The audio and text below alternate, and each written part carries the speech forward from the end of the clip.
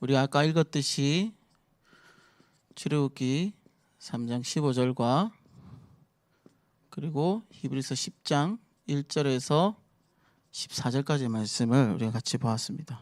18절이네요. 죄송합니다.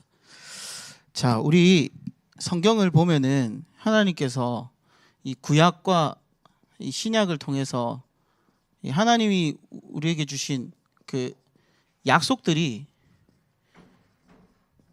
하나님이 주신 약속들이 이렇게 교차되면서 우리에게 그 의미를 부여하고 그 의미를 이해하도록 하나님께서 보여주시는 것들이 있습니다. 이제 그것을 우리가 대체적으로 뭐 제사나 또는 양 그리고 성막 그리고 노뱀 또는 우리가 알다시피 왕, 제사장, 선지자 이런 사람, 인물, 사건 이런 것들로 하나님께서요 이것을 보여주세요.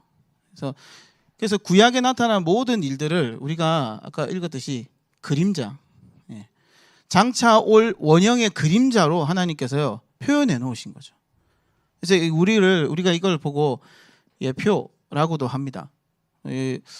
어느 정도 우리가 이 내용에 대해서 깊이 다 알다시피 이 구약을 통해서 하나님께서 보여주시는 모든 사건과 사물 그런 인간 그 인물에 대해서 그리고 그 일에 대해서 보여주신 이유가 이 신약에 나타날 우리가 알고 있는 진짜 원형, 진짜 그분을 향한 하나님의 완전한 계획들 그것을 보여주시기 위한 그러니까 그림자였다라는 거죠.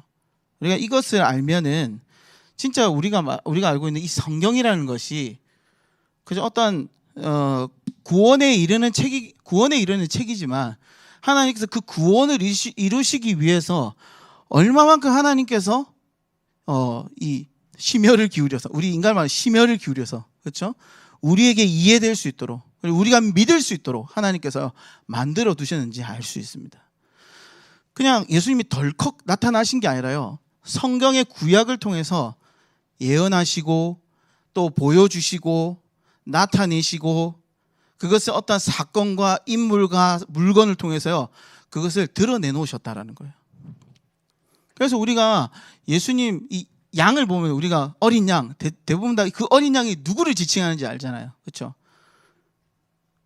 그리고 성경에 있는 여러 인물들 다윗이나 다니엘이나 또는 요셉이나 이런 사람들의 인생의 여정 스토리를 보면요. 그렇죠? 그 안에 숨겨진 예수님의 모습들이 나타나 있어요. 우리가 그것을 볼 때마다 참 이게 하나님께서 얼마만큼 이 구원 사역에 대한 다시 말해서 하나님은 이 약속은 뭐냐면 구원 사역을 관한 하나님의 계획들이 이루어 가시는지 참 놀라울 따름입니다. 제가 이거 볼 때 우리가 여러분들 이 성경이라는 것이요 참 대단한 이 책입니다. 근데 이게 구원을 이루는 성경, 이 하나님의 말씀이 담겨 있는 성경은요 그냥 여러분들이 이게 뭐 제가 성경책 놔둬왔네. 요즘 이제 모바일로 다 돼가지고 제가 모바일로 들고 다니는데 우선 괜찮습니다. 우선 감사합니다. 이 성경 여러분 구매하실 때 얼마 주고 구매하셨죠? 적게는 10,000원에서 그렇죠? 또 10,000원 이하도 있긴 있어요. 많게는 뭐 몇만 원, 또 십수만 원 정도 가격에 우리가 주고 사잖아요. 근데 그러한 가격에 줄 만큼 이 성경이 그 가치를 하느냐? 그 가치를 뛰어넘고 우리가 도저히 사실 이거 돈으로 주고 살 수 없을 만큼의 어마어마한 가치를 갖고 있는 책이에요. 그렇죠? 여러분들 이 다른 종교와 종파들의 이런 그들이 말하는 그런 이 종교의 서적들 그렇죠? 불교 같은 경우는 뭡니까요? 이 불경들이 있잖아요. 여러 가지 것들이요. 근데 그런 불경들이나 그런 책들을 이렇게 공부해서 그거를 이제 어떤 학문으로 어떤 그런 그 책에 관한 내용들을 써서 사람들한테 어떤 이렇게 배포해가지고 자기 것을 이제 공부해서 뭐 논문이나 어떤 것을 만들어낸 경우가 사실 그리 많지 않습니다. 성경은요 지금도 많은 학자들과 동서고금을 넘나들으면서 많은 학자들이요 이 성경을 갖고요 지금도 파고 있어요. 얼마만큼 지혜롭고 얼마만큼 확실한 하나님의 말씀인지 사람들이 이걸 파고 공부하고 또 해도 다 이해를 못하는 거예요. 그렇죠? 다 이해할 수 없는 거예요. 그러니까 매번 같은 책들 같은 내용들 나오는데 새로운 어떤 놀라운 이 지혜들이 계속 뿜어져 나오잖아요. 그렇죠? 그러니까 우리가 이 성경이라는 것이 그냥 이게 좋은 책이구나라는 것이 아니라 정말 우리 인간이 감히 정말 이걸 우리가 공부하고 안다는 것이 정말 불경스러울 정도로 어마어마한 책이라는 거. 그래서 여러분들이 이 성경이라는 것이 그냥 여러분에게 주어지지 않았다라는 사실, 하나님께서 이걸 위해서 정말 많은 시대와 세대를 거쳐서 준비하셨다라는 거. 여러분들 이 안에 구원의 역사가, 구원의 하나님의 이 능력이 있다라는 사실 여러분들 기억하시기 바랍니다. 그래서 여러분들 진짜 복받은 사람들이에요. 그래서 우리는 이 성경을 그냥 대충 보지 마시고 여러분들 진짜 성경을 창세기부터 한번 쭉 읽어보십시오. 얼마나 디테일하게 얘기 나오는지 알아요? 창세기를 보면요 과학자들도 놀랍니다.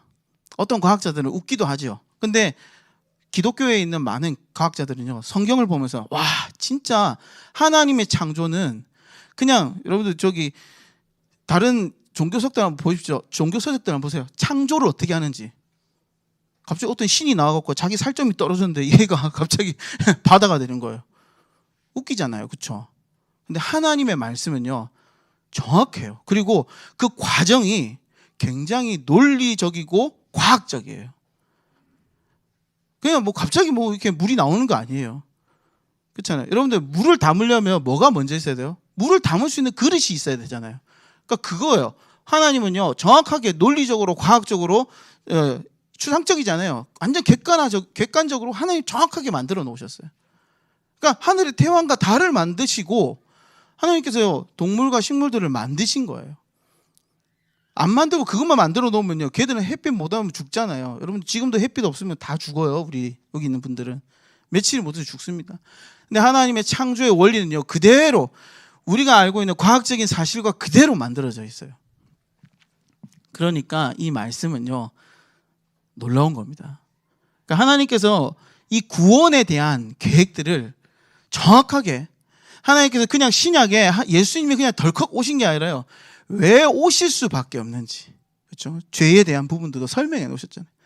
오셔서 무엇을 하셔야 될지 구약을 통해서 말씀해 놓으신 거예요. 오셔서 뭐 할지, 오셔서 뭐 마트 가갖고 뭐 물건 사러 오신 게 아니잖아요, 그렇잖아요. 예수님이 이 땅에 오신 이유가 왜? 우리를 위해서 오셨다는 거예요. 왜요? 죄로 인하여 죽은 우리를 위해서. 그래서 예수님께서 구약의 성소를 통해서 성막과 제사를 통해서 끊임없이 알려주시는 겁니다. 끊임없이. 그래서 이게 놀라운 책이에요. 그냥 구약과 신약이 나눠진 게 아니거든요. 이러한 약속들과 이런 그림자들, 예표가 정확하게 그리스도께서 오셨을 때 하나씩 이루어지는 겁니다. 그래서 우리는 이 구원 사역에 대한, 이 구약에 나타난 구원 사역에 대한 이 모습들을 통해서 우리가 뭘 가져가야 될까요? 우리가요 믿음 없는 사람이 아니라 믿음 있는 사람이 될 수 있도록. 사람들이 성경을 보면서 야 이거 뭐라 그러죠? 그냥 신화다. 그냥 뭐 재밌는 전래 동화다. 이런 정도로 생각하는 경우가 많거든요. 절대 그렇지 않습니다, 여러분들. 여러분들 그런 오해하시는 분들한테 여러분들이 말씀을 정확하게 듣고 아셔서요 전달해 주셔야 돼요. 세상 어디에도 이런 책이 없습니다. 그렇죠? 세상 어디에도 이런 하나님 말씀이 정확하게 선포된 책이 없어요. 그래서 성경에 나온 인물, 사건, 사물 중에 대표적인 것을 가지고요 하나님은 구원의 사역들이 이루어 나가셨어요. 성경을 통해서. 그래서 첫 번째로 우리가 볼 게 뭐냐면 이 성막입니다. 성막. 이 성막은 이후에 이제 솔로몬 성전, 그다음 수룹바벨 성전, 그리고 헤롯 성전 이렇게 나오죠. 그리고 이 성전은 결국은 무너집니다. 다 무너지죠. 그리고 뭐가 나옵니까? 하나님께서요 교회를 세우시죠. 교회를. 근데 이 교회는요 우리가 말하는 이 지금 교회 건물이 아니라요 예수 그리스도를 주로 모신 자들, 성령이 그 안에 인치심을 받은 사람들, 그 안에 하나님의 성령이 계신 그 사람이 바로 교회. 그러니까 하나님의 성막이요, 겉으로 드러나 있었지만 이제는 어디에요? 우리 마음속에. 그렇죠? 이게요, 지금 구약과 신약에서 이어져 오는 하나님의 구원 사역의 예표라는 거예요. 보여주시는 거예요. 그림자를. 이 성막이 결국 우리 안으로 들어오셔서 우리와 함께 하실 수 있도록, 우리와 영원토록 함께 하시겠다는 그 언약을 이루시기 위해서. 놀랍지 않습니까, 여러분들? 이러한 일들이요, 일어나는 거예요. 그래서 예수님께서 이 성막에 대한, 하나님께서 이 성막에 대한 부분들을 하나씩 다 얘기해 주시는 거예요. 그래서 우리가 알다시피 이 성막에는 간단하게 설명드리지만 성소와 지성소를 나눌 수 있어요. 이 지성소 안에는요, 하나님의 그 언약궤가 있어요. 언약궤가 있는데 이 언약궤 이 가운데 있는 이 휘장이 바로 그리스도의 십자가의 그리스도의 몸을 의미하는. 그래서 그 성소에서 대제사장이 1년에 한 번을 딱 들어갈 수 있어요. 1년에 2번 들어가면 죽습니다. 1년에 한 번 딱 들어갈 수 있어요. 그것도 그냥 못 들어가요. 여러 과정을 거쳐야 돼요. 요거 보면 나중에 번제하는 번제소가 있고요. 그다음 여기는 물두멍이 있어요. 다른 말로 바다라고 그러는데, 요거를 지나서 예물을 드리고 씻고 다시 들어가서 피를 뿌리고 다시 나와서 다시 나머지 일을 다 해야지만이 대제사장이 자기 할 일을 할 수 있는 거예요. 그러니까 하나님께서 이 일을 하나씩 이 구약을 통해서 알려주시는 거예요. 그럼으로써 이 구약에 있는 이 성막이 어떤 의미인지 그것을 신약을 통해서 말씀하시는 거죠. 이 성막을 통해서 어떤 것을 하시죠? 제사를 드리게 하죠. 하나님께 제사를 드려요.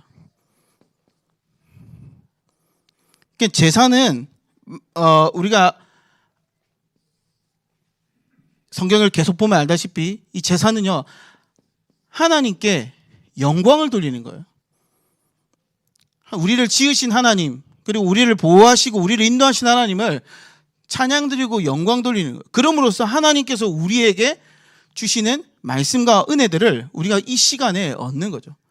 받는 거예요. 그 시간에 제사를 통해서. 그래서 이 제사를 드렸던 가인과 아벨, 그렇죠? 가인과 아벨을 보면요, 이 제사에 정말 중요한 것이 무엇인지 알 수 있어요. 가인은 뭘 드렸죠? 하나님께요? 곡식을 드렸죠. 1년 동안, 한 해 동안 얻었던 곡식을 하나님께 드렸어요. 근데 아벨은 뭘 드렸죠? 어린 양의 피를 드리는 거죠. 짐승의 제물을 드린 거예요. 하나님은, 우리가 많이 들어보셨죠? 하나님은 육식을 좋아하셔서 아벨 건 받고, 하나님은 채식을 싫어하셔서 가인 거는 좀 별로야. 차라리 그럴 바에요. 그냥 같이 이렇게 싸잡아갖고 좀 조화롭게 드시면 좋잖아요. 그렇지 않고 하나님 그렇게 하셨다고 우리가 대충 누군가 들었죠. 하나님께서 제물의 어떠한 유무가 아니라, 그렇죠? 우리가 성경에도 보다시피 이 제물의 유무가 아닌 믿음의 유무를 따라 하나님께서 이 제물을 받으셨다 그러죠. 그래서 히브리서 11장에 보면은 11장 4절입니까? 히브리서 11장 4절에 보면은 이 아벨의 그 제물이 어디요? 믿음으로 그 예물이 증거한다라고 나와 있어요. 그러니까 아벨이 드린 이 짐승의 피를 제사가 그냥 가인보다 나았던 것이 아니라요, 이 아벨에 드리는 그 믿음이 어떤 믿음이에요? 하나님께서 우리에게 구원의 약속에 대한 믿음을 갖고 있었던 거예요. 가인은요, 그냥 하나님께 네, 땡큐 이거예요. 한 해 동안 농사 고마워요, 땡큐 드리는 거예요. 그것도 좋지만은 하나님이 진정으로 받기 원하셨던 예물은, 그리고 믿음은 아벨의 믿음이었던 거예요. 땡큐 감사하지만 하나님 우리를 구원하실 그 구원의 약속 이루실 줄 믿습니다. 그래서 어린 양을 잡아서요 하나님께 드리는 거예요. 이게 중요합니다. 왜냐하면 이후에 있을 이 성막을 통해서 일어나는 모든 가정 중에 가장 중요한 게 뭡니까요? 제물이에요. 양. 이 양의 피로 말미암아 어때요? 양의 피로 말미암아 하나님께서 이스라엘의 모든 죄를 사하시죠. 그런데 우리가 아까 읽었던 히브리서 10장에도 나와 있듯이 이 죄는요, 단번에 모든 죄를 씻는 게 아니에요.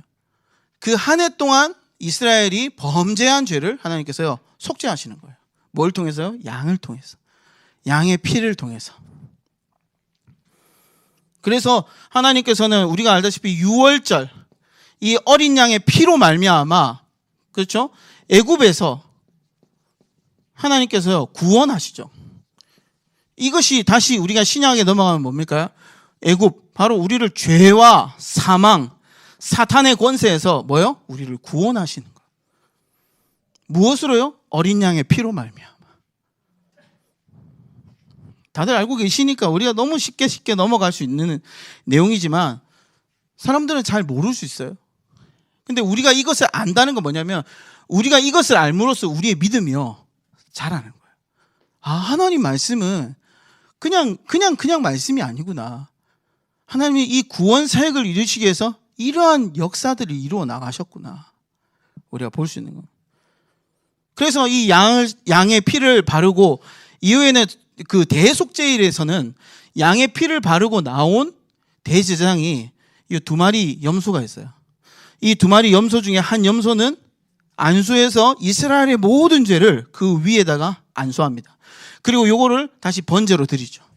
그리고 나중에 한 마리의 염소는요, 아사셀이라 했나? 아사셀 염소는요, 요렇게 데리고 가서 동쪽으로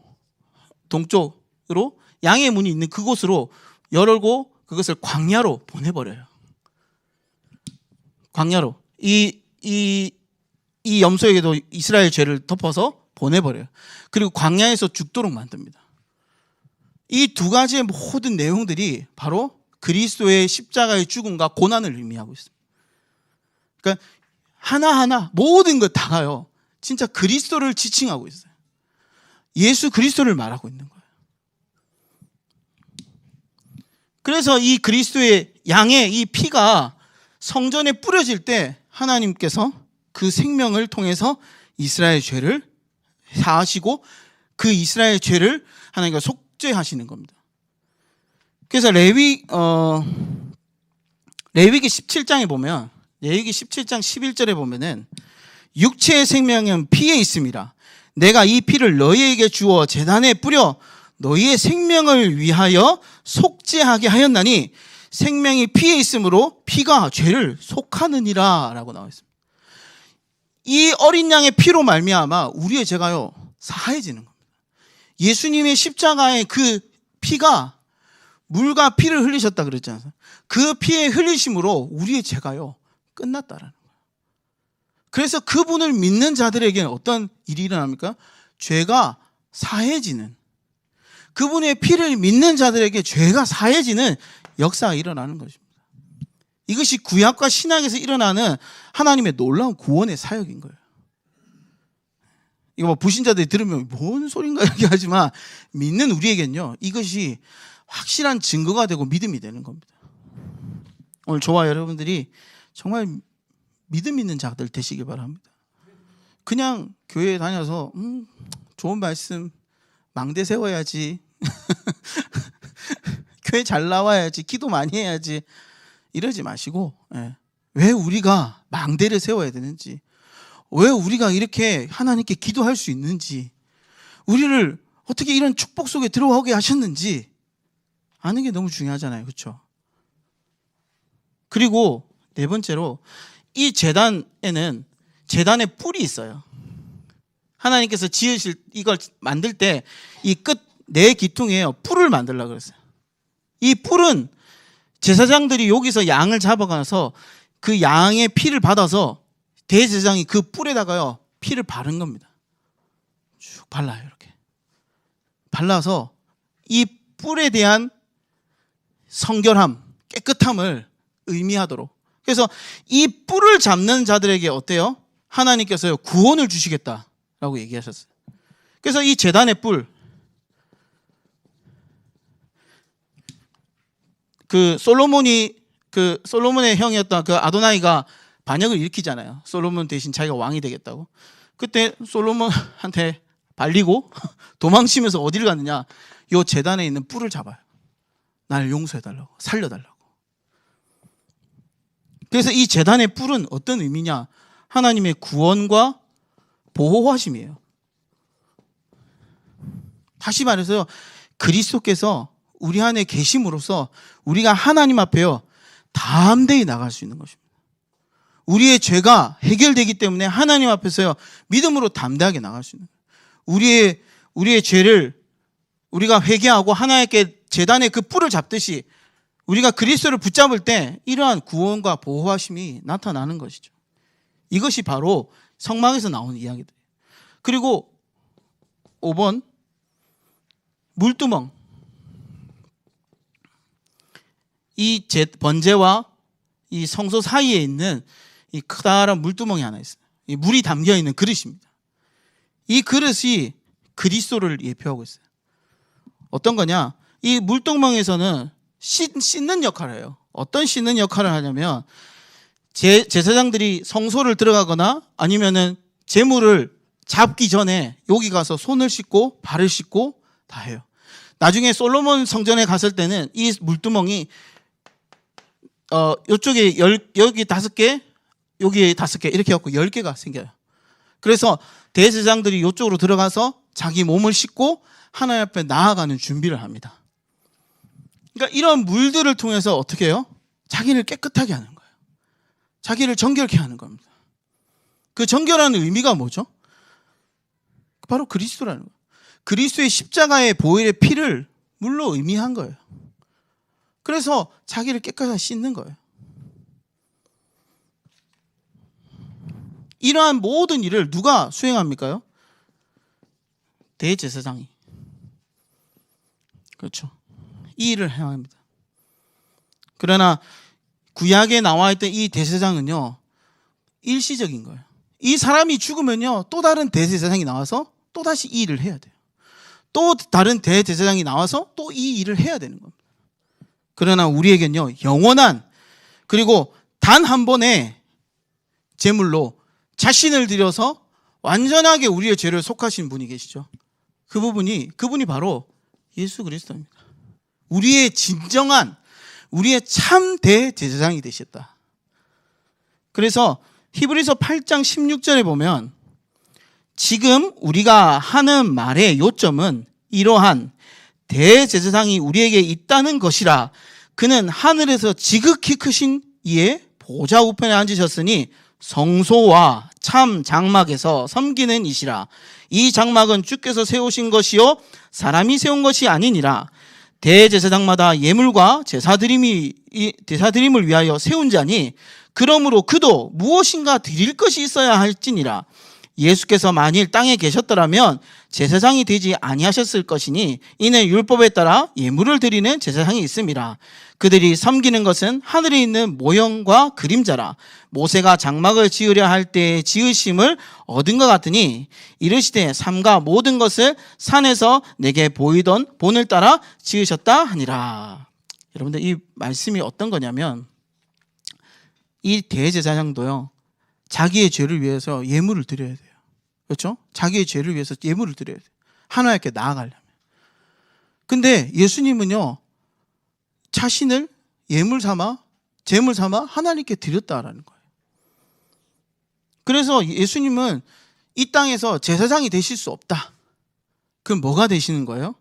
예수님은 이 모세가 말했던 하나님의 말씀을 듣고 모세가 말했던 이러한 모형의 본이 원래 모형이 되셨다라는 거예요.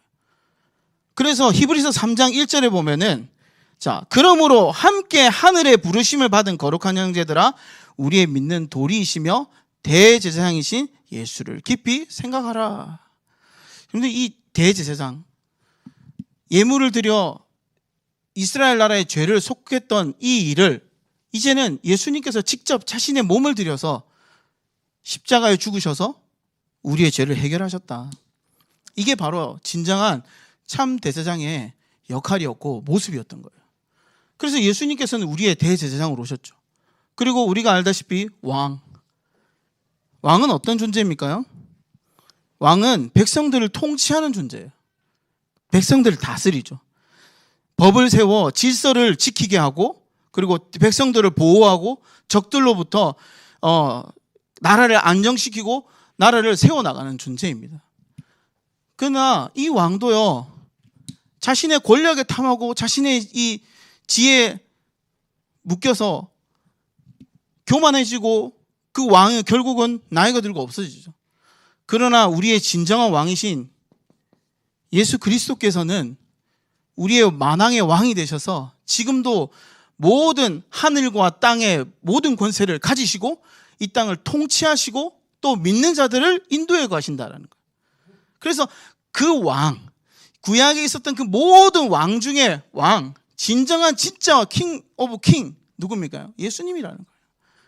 그래서 그분이 죽으심으로써 하늘과 땅의 모든 권세를 가지셔서 우리를 인도하시고 또한 우리를 흔드는 사단과 마귀 세력들을 꺾으시는 겁니다. 그분이 하신 일이 그거예요. 그리고 그분은 선지자로 이 땅에 오셨죠. 하나님의 말씀을 대언하고 하나님의 백성들을 바른 길로 인도하시죠. 예수님께서 이 땅에 오셔서 우리에게요, 놀라운 말씀들을 계속 주셨죠. 심령이 가난한 자는 복을 받을 것이다 그랬어요. 그들이 천국을 소유하게 될 거라고 했어요. 예수님의 그 산상수훈을 통해서 많은 이스라엘 백성들이요, 구원의 길 대신 그리스도를 체험했죠. 우리가 이 그리스도의 선지자의 역할을 통해서 오늘도 우리는요, 하나님을 만날 수 있는 겁니다. 여러분, 예수님께서 이 땅에 오시지 않으셨으면요, 지금도 저와 여러분들은요, 계속 이거 해야 돼요. 이거 계속 양 잡고 소 잡고 염소 잡고 그렇게 해야 되는 거예요. 그분이 바로 우리의 뭡니까요? 구원자, 우리의 구원 되시고 우리의 영원한 주인 되시는 분이에요. 이걸 통해서 우리에게요, 말씀하시는 겁니다. 그래서 성경에 보면은 이 도피성도 나오죠.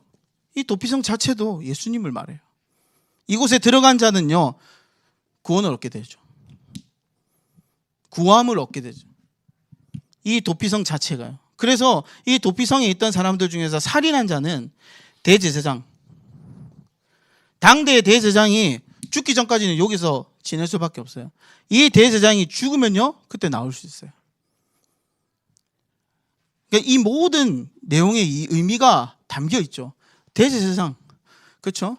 예수님을 예표하는 사람이에요. 이 사람이 죽으면요, 그 살인죄가 씻겨지는 거예요. 그러니까 그 사람도 자유를 얻게 되는 거죠. 그러나 한 가지 있습니다. 살인을 계획하고 직접 이 살인을 한 사람은요, 아무리 도피성에 들어가도 죽을 수밖에 없어요.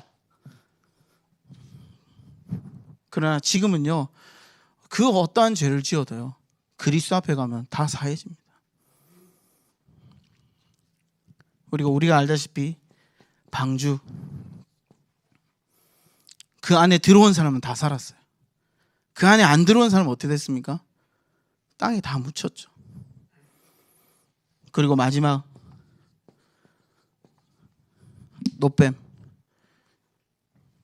여러분들, 이 놋뱀이 모세가 이 이스라엘을 위해서 들었던, 이 광야에서 들었던 놋뱀이거든요.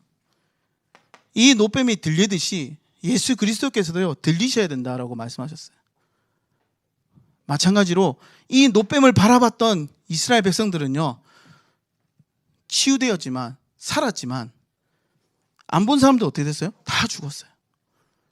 그리스도께서 십자가에 달리셔서 우리의 놋뱀의 모형이 되셨지만 그분을 믿는 자들은 어떻게 됐습니까? 다 살았어요.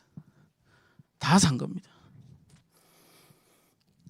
자, 우리가 제가 이런 얘기를 쭉 하는 이유가 아까 처음에 말씀드렸죠.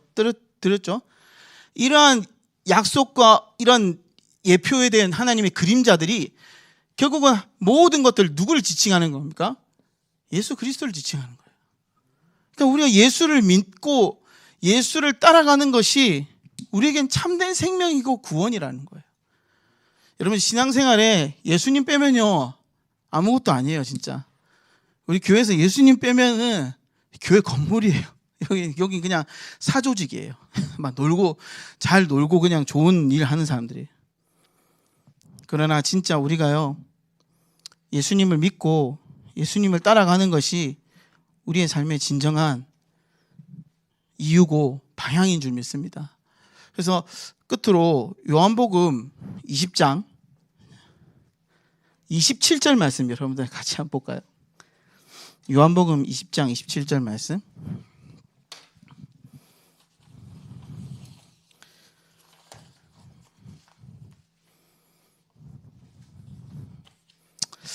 다 찾으셨나요? 요한복음 20장 27절 말씀 같이 함께 합독하도록 하겠습니다. 도마에게 이르시되 내 손가락을 이리 내밀어 내 손을 보고 내 손을 내밀어 내 옆구리에 넣어 보라. 그리하여 믿음 없는 자가 되지 말고 믿는 자가 되라. 아멘. 여러분들 믿음 없는 자 되지 마시고 믿음 있는 사람 되십시오. 여러분 차라리 도마가 나아요. 그렇죠? 믿는 척하면서 교회 앉아 계시지 마시고요. 예수님의 허리도 쑤셔보고요. 예수님의 그 손에 난 상처도 한번 쑤셔갖고 막 돌려보고 이게 성경이 맞는지 안 맞는지 틀린지 확인돼 보고요. 한번 뜯어보고 막 이게 성경책 뜯어지면 어떻게 되는가 한번 뜯어도 보고 믿는 사람이 되시기 바랍니다.